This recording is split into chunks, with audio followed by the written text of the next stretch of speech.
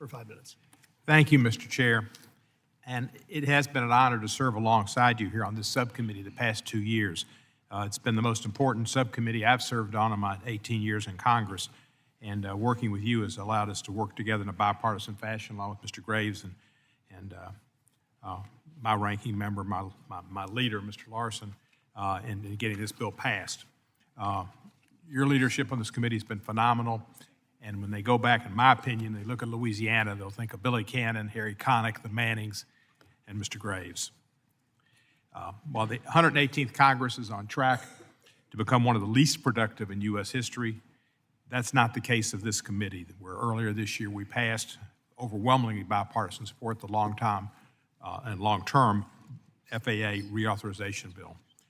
It's been over 6 months since the FAA reauthorization was signed into law, so it's time to ensure compliance with the instructions contained therein.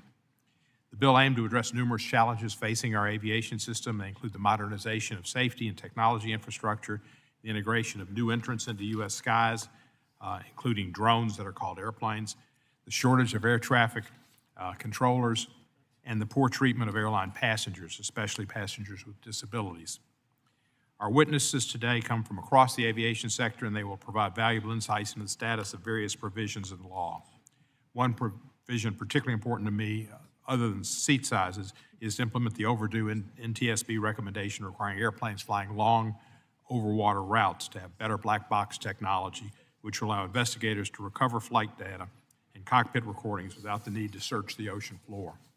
Two technologies can make this possible. One is data streaming through satellites, which sends black box data in real time. The other is deployable flight data recorder, which float on the water after a crash. A major aircraft manufacturer is already using this technology, making it much faster and easier for investigators to access the critical information. With advanced technology available today, it's a no-brainer, so we're happy it's now law. The committee has taken great strides to improve transparency for the flying public and ensure our safety investigators have the information needed to prevent accidents, so it's important to me this provision is implemented adequately. As we begin the 119th Congress next, which we will in January, this subcommittee will conduct ongoing oversight of the FAA. And we hope that if there's a change in administrators at the FAA, it'll be somebody who has intimate knowledge of this bill and is able to implement it and work well with this committee.